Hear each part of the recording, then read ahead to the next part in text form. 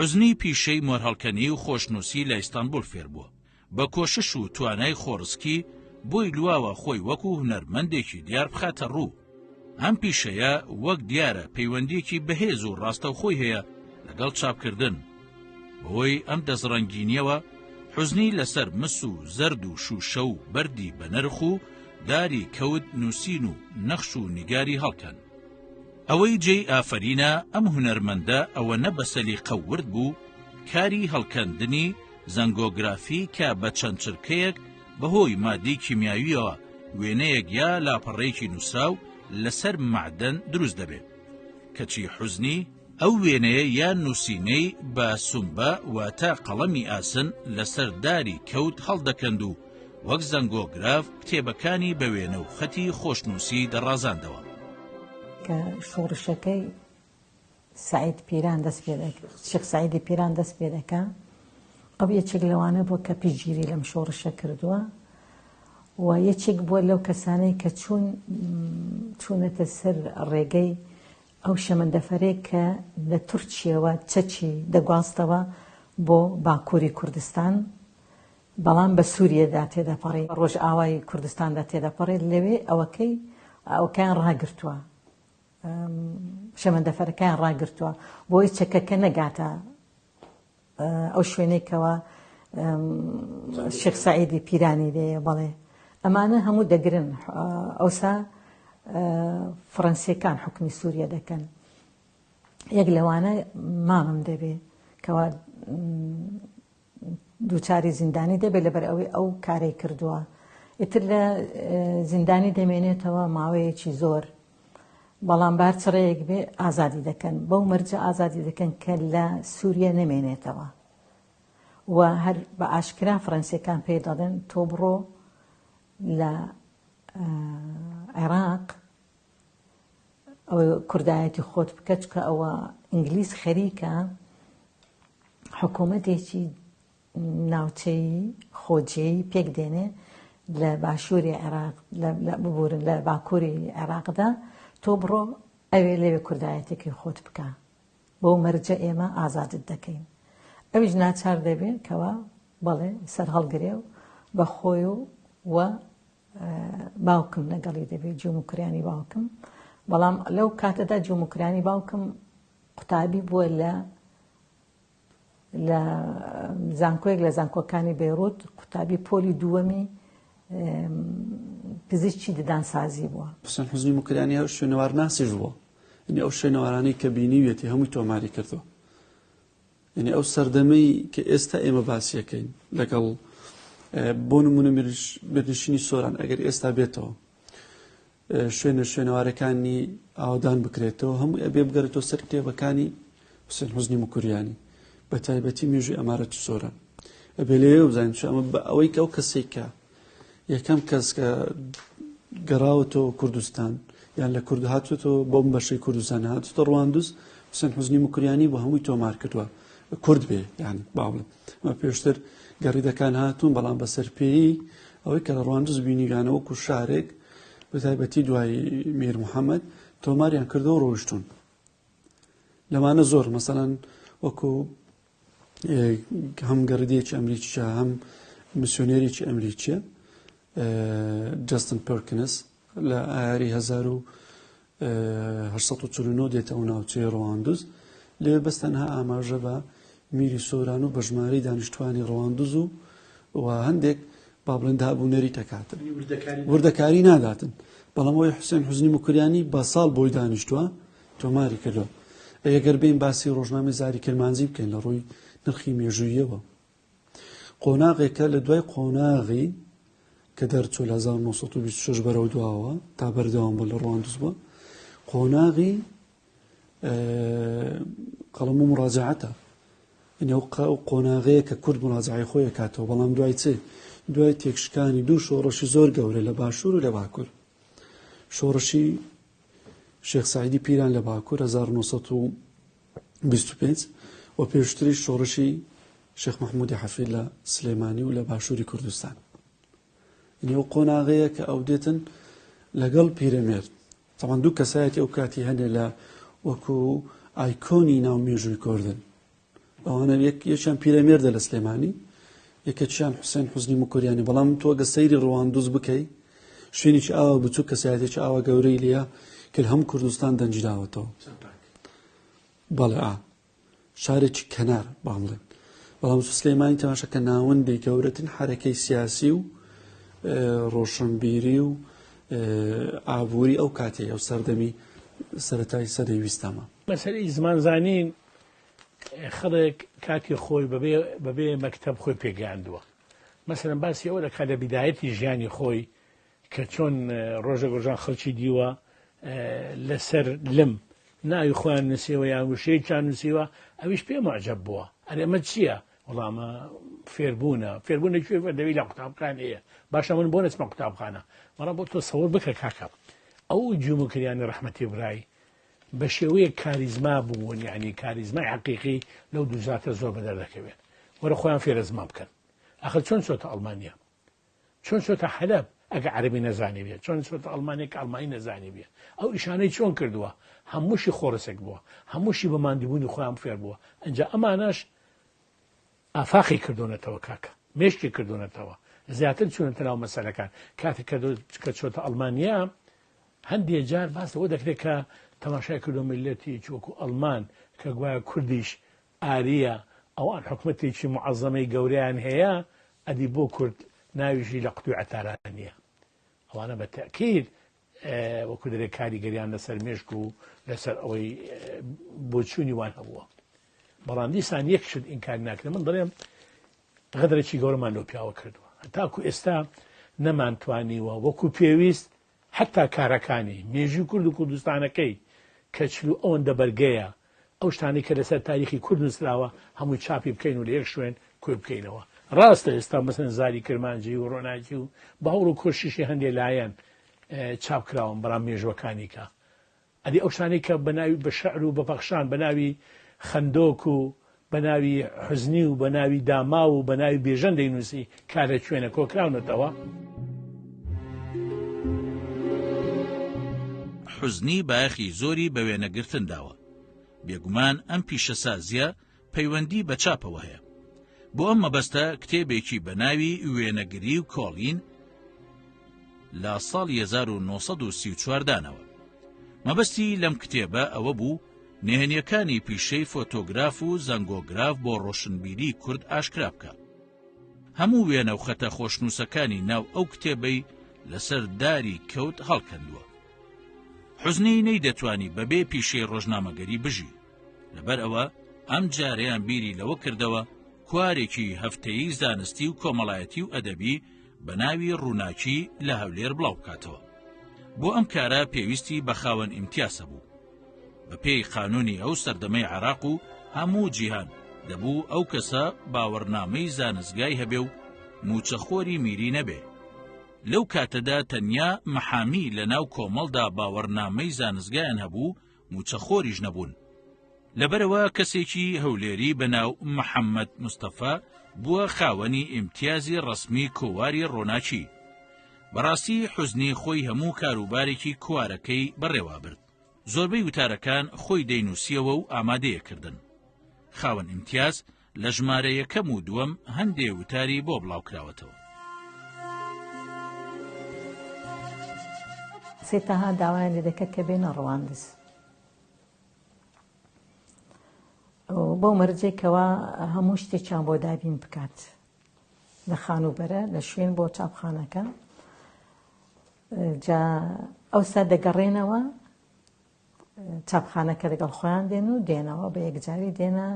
بەڵام ماوەی 6 مانجێک لە بەغدا دەمێنن جا دەتوانن جا ڕێگەیان دەدەن بێنە کوردستان. لە ڕواندز نیشتە جێ دەبێ. ئەمە لە ساڵی 25 و 26. لە 26 بە یەکجاری چاپخانەکەی دادەمەزرێنە و ناوی زاری کرمانجی لێدەنێ. مەبەستی لە زاری کرمانجی، کرمانج مەبەستی لە کووردە، زار یانی شیوان و شەپۆڕ کورد. جاکە ناوەکەی وان لێدەنێ عەرەب وا تێدەگات کە ئەمە حکوومەتی عێراق وا تێدەگات کە ئەمە وەکو ئەو کۆوارەیە کە ناوی لیسان العەرەب بوو، لیسان العەرەب ئەوسا دەردەچوو هەمان کۆڤارێک بەو ناوە دەردەچوو ئەویش گوتی بەڵێ زاری کرمانجی بەڵام هەمیلتن لە کتێبەکەی خۆیدا ئەم ڕوونکردنەوەی دەدا دەڵێ مەبەستی لە من نییە کە زمانی کوردیە نەخێر بەڵکو شیوەن و گرینی کووردە ئەم ئەو ڕووکردنەوەی لەوێ دەدا یەکەم ژمارە و تا 24 ژمارەی کە لێ دەردەچێت لە ماوەی 1926 تاوەکو 1932 24 ژمارەی لێ دەردەچێت خۆی ئەگەرچی دەڵێ مانگانەیە بەڵام نەیتوانی بە هەموو مانگێک دەری بێنێ و لە ڕووی ئەوەی کەوا نووسراوە تەنیا دەبێ ئەمە کۆمەڵایەتی بێ و وێژەیی بێ و ینی هیچ باسی سیاست نەکە بەس ئەو هەندێک گوتاری بڵاو کردوتەوە کە ڕەخنە لە نوێنەرانی پەرلەمانتارانی کوردەگرێ ئەوانەی کە لە بەغدان کە کار ناکەن بۆ کێشەی کورد بۆ دۆزی کورد چەند وتارێک لەم جۆرانە بڵاو دەکاتەوە لەسەر دۆزی کورد ئیتر کۆڤارەکە ڕادەگرن دەڵێن ئیتر نابێ دەربچێ جا ئەوەی سەیرە لە نێو ئەوەکانیدا لە نێو دۆکومنتەکاندا نووسراوێک هاتووە لە وزارەی بەرگری لە وزارەی ناوخۆی عێراقەوە ساڵی 49 دەڵێ نابێت تۆ زاری کرمانجی دەربێنێ لە کاتێکدا من مامەم ساڵی 47 کۆچی دوایی کردووە یعنی لە دوای مردنیشی وازیان لێ نەهێناوە کە تۆ سەیری بگەڕێ بۆ سەدەی 19 نالی ئەمە یەکەوان گەڕیدەکانی ناومێژویان پێڵێن ناومێژووی کوردیان پێڵێن نالی حاجی قادر پیرەمێرد حوسێن حوزنی مکوریانی ئەوانن گەڕیدەی ناومێژووی کوردن دەگەڕێن بە دوای شتێک کە بدۆزنەوە بۆ کورد بێ یعنی مانەسەڵیان نەکردوێتەوە ئەو ئێش و ئازارەی کە بینیویانە بۆ ڕێگەیانەی بۆ هۆکارەکانی گواستنەوەی ئەو کاتێکە هەبووە ئەوەی کە شتێک بۆ کورد کۆ بکەنەوە بینوسن ئەمە ئەو کاتەش زۆربەی نووسەرەکانی ئەو کاتەی با بڵێن لە خۆر هەڵاتدا یەک لە پامەڕەکان ئەوە بۆ کە بگەڕێن بە دوای شتی نوێدا وەکەوە نیە لە چوار چێوە یەک دیواردا بەسەرەن کافکایەکە لەو فەیلسوفانی چیکی کە دەڵێ ئەڵێ نووسەر لە چوار چێوە چوار دیواردا نابێ بە نووسەر یعنی ئەوان گەڕاون بە دوای دۆزینەوەی جیهانی نوێ کە ئەو کاتە بۆ کورد زۆر زۆر نوێ بووە یان کەسێک بێ و نووسەر بێ یان ڕۆشنبیر بێ و ڕووناکبیر بێ و خوێندەواری سەردەمی خۆی بێ بگەڕێ ئەمە هەموو وڵاتانە بگەڕێ بۆچی بە مەبەستی دۆزینەوەی نووسینەوەی تەمەن ئەمە سوودیش خۆشی هەبووە چکە ئەزمموی گەلانیان بینیوە زیاتر لەسەر ئەوە موسڕ بوونە کە گەلی کوردیان کورد وەکو نەتەوەیەک هیچی کەمتر نییە لە گەلانی تر تەمەن ئەمە لە نووسینەکانیشان ڕەنج داوەتەوە کە بێن مێژووی خۆیان بنووسنەوە یعنی ئەمە یەک لە پاڵنەرە هەرە گەورەکان بووە کە ئەو ژیانی خۆشی خۆی ناو کەسوکاری خۆی بەجێ بێڵی بگەڕێتن بە هەموو ئەو وڵاتانی کە باسمان کرد اینجا بێتەوە لە شوێن وەکو ڕەواندوز کە هیچ خزمەتگوزاریەکی سەرەتاییش لێنەوە بێ لێ دابنیشێ و خزمەتی زمان و ئەدەب و مێژوو و کەلتور و شوێنەوار و ئەوەی کە کورد بڵێنەوە کاتە کە کیان نەبووە گرنج پێ بدە ئەو لە باتی یەک دەوڵەت گرنج پێداوە ئەو لای ئەو ئەسڵەن ئیمانی بە سنوور نەبووە لە ڕۆژهەڵات تا تۆ ڕۆژ ئاوە هات باشوور چۆن تۆ ڕۆژ ئاوە لە حەلەبکاری کردووە بە شێوەیەک ئەو پیاوڕۆژ دەگەڕێن لە نووسینەکانی باسی سنوور ناکە بۆ چونکە ڕادەبەدەر ئەو مەسەلەی تێپەڕاندووە لای ئەو تێپەڕاندراوە بیر لەو مەسەلە نەکراوەت ئەو وەکو نەتەوەیەکی زوڵم لێکراوی ستەمدیدا باسی کورد و کوردستان دەکا باسی هەولێر و سلێمانی ناکە باسی دهۆک و مەهاباد ناکە بەتەنها هەمووی وەکو یەک وەحدە باسی کوردستان دەکات جا لەبەر ئەوە نەک ناسیۆنالیستی کوردی باوەڕ ناکەم تاکو ئێستاکەش ئەو قەناعەتی منە هیچ پیاوێک بتوانێت خۆی لە قەری حوسێن حوزنی موکریانیدا لەسەر مەسەلەی نەتەوەیی چکە کردارەکانی دیارە چی بوو باسی مەسەلەن یەکەم جارەکە باسی خیانەتی پیاوێک مەلایەک دەکا بە ناوی مەلای خەتێ ئەو باسی دەکاتن کە پێشتر کەس ئەو مەسەلەی باز نەکرا بوو کە باز دەکا کە ئیمارەتی سۆران یەک لە ئەسبابی ڕوخانی ئەو پیاوە بوو ئەوە و دەیان شتی دیکەش کاکە خۆ گاڵتە نیێتەوە ئەخبەر خۆ کەس پارەی نەداوەتێ کەسیش نەیژیاندووە بێ مناڵ بێ پارە بێ هەموو شتێک یعنی ئەجا سەرڕای ئەوەش دەری ئەو غوربەتە و ئەو بێیارمەتیدانەی تەنانەت هەندێک بەرپرسانی کوردی ئەوسا راپۆرتیان لەسەر نووسیەوە لە ڕەواندز دەربەدەریان کردەوە و لە هەولێر دەربەدەریان کردەوە ناچار بۆ مەلی خۆی چۆتە بەغدا و لە هەندێک شوێن کار بکە و ئیش بکاتن. ئەین تەسەوور کە من نەمدیوە هیچ هەتاکو ئێستا هەژاری مکریانی بەو شێوەیە پاش بارزانی ڕەحمەتی بەو شێ باسی کەسی نەکردوەکو واسی حوسێن حوزنی مکریانی دەکەم.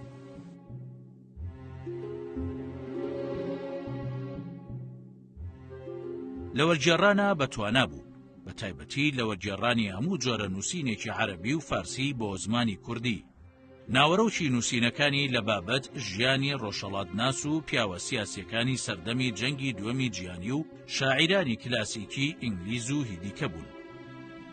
نووسینی حوزنی لە دەنگی جیهانی تازە لە پلەیەکی بەرزی هونەریدا بوو، چونکە لە تەمەنێکدا بوو زانست و زانیاریەکی زۆری وەرگرت بوو بەهۆی کۆششی خۆی و تاقیکردنەوەکانی لە مەیدانی مێژوو ڕۆژنامەنووسیدا. حوزنی توانای ئەوەی هەبووە شەعر دابنێ، ئەو بەڵگە کەمانەی لە بەردەستدان ڕاستی ئەم لایە نەدەخەنە بەرچاو. لەگەڵ ئەوەشدا دانانی شعری نەکردووە بە پیشە و ناوی وەک شاعیر بڵاو نەبووتەوە. حوزنی لە شعرێکداڵێ ئەگەر ڕوت و نەدار و بێکەوا بم و ئەگەر برسی و گرفتاری هەوا بم لە خوێش و نیشتیمان ئاوارەما بم لە دەزیار و نەیار سەرشێواو بم لە ژێر جەور و جەفا و تۆهمەت ڕەزابم لە نێو تاریکی کونجی خەم خزابم وەکو مەم بەندی زنجیری بەڵابم وەکو بێژەن لە چاڵاوی قوڵابم ئەسیری زوڵم و ئیستیبدادی وابم لە خاکی خۆم غەریب و بێنەوابم لە نێو بێگانەدا ماوی قەزابم بە خزم و کەس و باب و برابم ئەوەم پێچاترە نەک سەرنەویکەم لە پێش گەورەی نەزان گەردەن کەچی بکەم.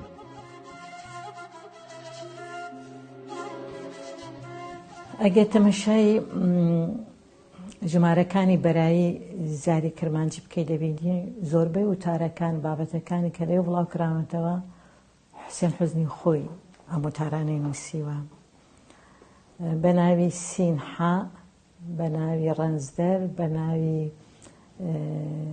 داما و بە ناوی حوزنی، بە ناوی حوسێن، یعنی هەر ناوێکی کەوا پەیوەندی بە خۆیەوە هەیە. یەکسەر دەزانی کە ئەمە خۆی حوسێن حوزنیە. لەبەر ئەوەی لەو سەردەمەدا لەگەڵ ئەوەی خەڵک نەدار بوو، هیچی نەبوو، نەزانیش بوو، هیچ پێناسەیەکی نەبوو، نەخوێندەوار بوو، زۆر سەخت بوو تۆ لە شوێنێکی ئاوا بچی کۆڤارێک دەربێنی، نووسەرت بۆ پەیدا نەدەبوو. هەتا ئەو نووسەرانێک کە پەیداش دەبوون لەوانەیە زۆر بە زمانێکی سادەیان نووسی بێ، ئەو هەمووی بۆ چاکردوونەتەوە. یعنی یەک لەوانە دکتۆر کەمال مەسەر لە نووسینێکیدا دەڵێ جارێکیان حلمی عەلی شەریف باز دەکات، دەڵێ من وتارێکی هەروەها کەزاییم نووسی بوو، ئاوا زۆر سادە بوو، ناردم بۆ دەنجی جێتی تازە کەچی دەبینم حوسێن حوزنی هەمووی بۆ ڕاست کردومەتەوە، بۆی چاک کردم، بۆی بڵاو کردمەوە. من قەرزداری ئەم پیاوەم، ئەو منی هێنا سەر ڕێگەی نووسین، بدوایش بوو بە ڕۆژنامە نووسێک کەواتە داخوات چەندانی وای پێگەیاندووە بەبێ ئەوەی ئەوان هەستی پێ بکەن. جا سەخت بوو، بۆیە ناچار بووە کە خۆی پڕی بکاتەوە. بەڵام دوای ئەو بەرێ دەبینی لەولاوە ئەسیری بۆی دەنێرێ لە ڕۆژهەڵات و لە ڕۆژ ئاوا لە هەموو لایەکی کوردستانەوە بابەتی بۆ دێ بڵاوی دەکاتەوە. حوسێن حوزنی بە یەکەمین مێژوونووسی کورد دەژمێرێت کە بە زمانی کوردی مێژوونووسیوە. ئەمە زۆر گرینگە. ئەو سەرچاوانەی کە بەکاری دێنا لەو سەرچاوانە بوون کە با بڵێن بە فارسیە، بە عەرەبیە، بە ئینگلیزیە، زۆر سەخت بۆ ئەوەی بتوانێت مێژوو بنووسیە. بەڵام لەگەڵ ئەوەشدا دەبینین بەدەیان کتێبی لەسەر مێژوی کورد نووسیوە و زۆر لایەنی ساخ کردوتەوە بۆ کورد و زۆر بوێرانەش لە نەژادی کورد دواوە. بەرهەمەکانی ئێستاش سەرچاوەیەکن کە خەڵک بۆی دەگەڕێتەوە، لەبەر ئەوەی لە ڕووی زانستیەوە بە جوانی نووسیوێتی و بە ئەمانەت بابەتەکانی لە سەرچاوەکان وەرگرتووە. جا بۆیە بۆ سەردەمی ئەو زۆر سەخت بووە کە تۆ مێژوو بنووسیەوە ساغیشی بکەیتەوە بۆ میلەتێکیش کە میلەتەکە خۆی نە بە زمانی خۆی دەنووسێ نە بە زمانی خۆی دەخوێنێتەوە نە بە زمانی خۆی پەروەردە دەکرێت. پیاوێک بۆ کە بۆ یەکەم جار مێژووی کوردی بە زمانی کوردی نووسیوە کە بۆ یەکەم جار حرفی ڤێ و پێ و ژێ و کافی چۆتە ئەڵمانیا و چاپی کردووە. جا لەبەر ئەوە ئێمە بەداخەوە قەدری گەورە پیاوانی خۆمان نازانین و دەمەنی هیچ میلەتێک ئەگەر بێت و ئاوەڕ لە گەورە پیاوانی خۆی نەدا چ سیاسی چ ڕۆشنبیری چ مێژوونوز بەرە ئێمە ئەو میلەتە پرۆژەیەکی نیشتمانی نەتەوەی نییە کە بدواتە ئامانجێکی دیارکراوە. کرێکاری مێشک یعنی خۆی بە دوای شت گەڕاوە دەنا پێش حوسێن حوزنی کا مێژوی کورد لە چۆن نووسراوە هەژار ناڕێ یەکەمین مێژوو نووسی کوردە کە بە زمانی کوردی نووسیوێتی باشەوەم تاریخی کوێ هینە هەمووی گەڕاوە شار بە شار دێ بە دێ شوێن بە شوێن بۆ برسەتیە بۆ فەقیرە بۆ بێکەسیە. ئێمە کاکە شایەنی ئەوە نییە کە لە هەموو شوێنێک سەر برنکەی پێکەری حوسێن حوزنی موکریانی دەبێت. پێم وایە ئەگەر چۆن دەڵێن بەفر زۆر سپیە ئەگەر پیاوێکی سپی لە وڵاتە هەبوو ئەگەر چەند پیاوێکی سپی لە وڵاتە بوو بنێک لەوانە بەهەشتی حوسێن حوزنی موکریانیە هەموو وەکو هەژار دەرێت دین و ئیمانی کورد و کوردستان بووە. گۆڤارەکەی حوسێن حوزنی موکریانی بەردەوامیە بێ لەو کاتدا مەسەڵەن بۆ سەردەمێکی ئێستا چەند پێشکەوتووە چون لەوێش بارودۆخەکە بەردەوامی نییە بۆی کە خەڵک هەتا بڵێن ڕۆژنامە و گۆڤاریش بکرێ ئەو ڕۆژنامە و گۆڤارە لەسەر داهاتی خۆی بژیتە کاتە حوسێن حوزنی موکریانی ئەو کاتە لە دوو شتدا بووە با بڵێن یەکەم کەسێک نەبووە کە یارمەتی لەناو خەڵک بیدا بە پیتاک و بڵێن ئابوونەی ڕۆژنامە و گۆڤارەکانی بیداتێ یاخود با بڵێن پاڵپشتی بن لە ڕووی مادیەوە لە ڕووی کەرەستەی چاپ و خاخەز و ئەوانی کە ئەو کاتە کە زۆر بە زەحمەت لە کوردستان دەستەکەوت ئەو تاوەکو ئێستاش ئێمە وەکو ئەوەی کە چاپ و خاخەز ومانەیە بە مەرەکەبەوە یاکۆ بڵێن بە حەبرێکەشەوە لە چۆ دێنی لە دەرەوە دێنین وانە جا تۆ سەیری ئەو کاتە بکەیانی ئەمە دوێژ ناو خەڵکیش بێ لە ناو ناوتۆرە کەمێکە لە نیشانەکانی ناسینەوەی کۆمەڵی ئێمە بەداخەوە. لە ڕاپەڕینی ڕۆشنبیری کوردی لە نێوان دوو شەڕی گەورەدا ساڵی 1970 بۆ 1939 گەلێک لە ڕۆشنبیرانی کورد ڕۆڵیان بینی بەڵام پیرەمێرد و حوزنی جیابوون ئەمانە لە ژێرخانەوە لە دانانی چاپخانەوە دەستیاندایە هەردووکیشیان لە سەرەتاوە بێ ئەوەی پشت و پەنایەکیان هەبێ ملیان لەبەر پرۆژەیەکی وا استراتیژینە. حوسێن حوزنی لە کوردستانی ڕۆژهەڵاتەوە بوو فێربوونی ئەو عوسمانی نەبوو کە ئەو کاتە بزاوی ڕۆشنبیری لە ڕۆژهەڵاتی ناوەڕاست جڵەوکێشەکەی بریتی بوو لە ڕۆشنبیرانی گەڕاوەی ئیستانبول و خاوەن ئەزمونەکانی کلکەی ڕۆژهەڵاتی ئەوروپا. بەڵام حوزنی نەک لەوان دوا نەکەوتبوو بگرە دەشێ بڵین لە پێشیانیشەوە بوو. حوزنی وەک ڕۆژنامەوان ئەدیب هونەرمەند و مێژوونووس لە هەموو بوارەکاندا خۆی نواند لە هەمووشیاندا باڵادەست بوو مرۆڤێکی نیشتیمان پەروەر و دەروون بڵند بوو بە تەنیا باڵی ڕوبەڕووی کێشەگەلی گەورە بۆ و بەرگەشی گرت و هەمووشی بەزاند ئەوەی ئەدەبیاتی حوزنی لە هەموو ئەوانی تر جیاکاتەوە ئەو کوردیە پەتی و ڕەوانەیە کە پێی دەنووسی. کارەکانی هەمەلایەنەوە هەمە چەشنە بوون هەر شتێکی ڕۆشنبیری کوردی لە ڕووی زمانەوە لە ڕووی کردارەوە لە ڕووی پیت و پیچنینەوە لە ڕووی وێنەگرتنەوە لە ڕووی چاپکردنەوە هەمووی خۆی فێری کردووە هەمووی بە حزوری خۆشی مەسەن تاکە کەس بە لە ڕەواندز ئەجا پیاوێک بە ویژدانت ئەو کەم و کارە بکە و 26 مال لە گۆواری زاری کرمانجی دەربکە ئەرێ باوکم دەبی ئەو پیاوە ناوی چی لێ بنێ دەبی شایانی چبی بەرامەدا خۆچمان بۆ کردووە من داغ بۆ دەخۆم چەند خەفەت لە ژیانی ئەو پیاوە دەخۆم لەو پیاوە داماوە ئەوەندەش خەفەت لە باری دارودۆخی ئێستا دەخۆم کە هیچمان بۆ ئەو جۆرە پیاوانە نەکردووە. هەملتن لە کتێبەکەی خۆیدا باسی چۆنیەتی دەرچوونی زاری کرمانجی دەکا دەڵێ کاتێک کە دەچێت نزیکی ئەم چاپخانەکە دەبی لەسەر دەرگا نووسراوە تابلۆیەکی داناوە تابلۆکە برونزە لەسەری نووسیوە زاری کرمانجی دەچێ ژوورەوە چاپخانەکە دەبینی خۆی نووسەرە خۆی تیپچن دەکا خۆی چاپی دەکا خۆی قەدی دەکا و لەسەیەکی دادێن دەیکاتە مەلزەمە و دوای مەلزەمەکان لەسەیەک دادێن دەیکا بە کتێب و هەرخۆشی دەیخاتە ناوزەرفێک و ناونیشانەکان خۆی لەسەری دەنووسێ بۆ بەغدای دەنێرێ بۆ کۆمەڵی گەلانی دەنێرێ بۆ دەرەوەی دەنێرێ بۆ ئەوروپای دەنێرێ هەموو خۆی دایکا دەڵێ لە مێژوودا ڕۆژنامەنووسی وە نییە ئەوە تاکە ڕۆژنامەنووسێکە من ببینم هەموو شتێک خۆی بیکە ئەمە لەلایەنی ئەمەوە لەو لایەنەی کاتێک کە ڕێگەکەی دەکردەوە هەملتن ئەو ڕێی دەکردەوە دەڵێ لەگەڵ من بوو دەفتەرێکی زۆر دەفتەرێکی پێبوو دەفتەرەکە شایەنی خۆی بۆ دەفتەری پێبێ لە نێو پەراوەکەیدا نەیدەهێشت یەک وشە لە دەستی بچێ یەک هێڵ ئەو هێڵانەی کە ئێمە دەمان نەخشان چی دەکەین لە دەستی بچێ و لە ناو زاری کرمانجیدا دەبێت نەخشەی کێشاوە معنی نەخشەکەی کەوا ڕێگەکە چۆنە بەدەست خەتی خۆی هەمووی کردووە و هەرخۆشی بۆ زەنگۆگرافێکە فێری بووە نەخشاندوویەتی و لەوێ چاپی کردووە.